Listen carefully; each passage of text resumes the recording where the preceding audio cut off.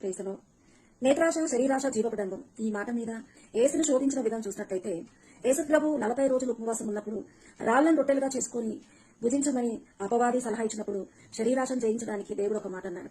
రొట్టె వలన కాదు, దేవుని నుండి వచ్చిన మాట వలన మనిషి బ్రతుకుతాడని. నిజమే, ఆ విధంగా శరీరాశను జయించాడు. రెండవది నేత్రాశగా ఒక ఎత్తైన కొండపైకి తీసుకెళ్లి రాజ్య మహిమలు చూపించి నాకు నొక్కితే ఈ మహిమలు నీకు ఇస్తానన్నప్పుడు దేవునికి మాత్రమే సాగిలపడమని ఉన్నదని మరి సాతాను ఖండించినప్పుడు సాతాను వెనక్కి వెళ్ళిపోయింది. నిజమే, నేత్రాశగా ఎన్ని మహిమలు చూపించినా దేవునికే సాగిలపడిన విధము నేత్రాశను జయించాడు. మూడవదిగా జీవపు డంబం.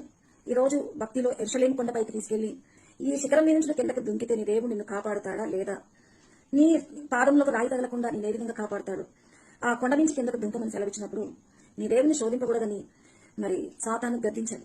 దేవుడికి మనిషికి మధ్యన ఉన్న భక్తిని ఒక పజిల్లాగా చేసి పరీక్షించడానికి సాతాను జీవప్రమ్మాన్ని పుట్టించి యేసుప్రభుని ప్రలోభపెట్టింది. ఈ 40 రోజు ప్రార్థన కూడా శరీరాశ నేత్రాశ జీవప్రమ్మాన్ని జయిస్తూ మన భక్తికి మన దేవుని మీద మనకు ఎంత ప్రేమ ఉందన్న పరీక్ష సాతానుకు కల్పించద్దంటే మనము లోకంలో ఉన్న ఈ మూడిటిని జయిస్తూ దేవునికి ఇష్టానుసారమైన చిత్తమైన ఉపవాసం నుండి ఆయనను మహిమపరచుదాం. దేవుడి మాటల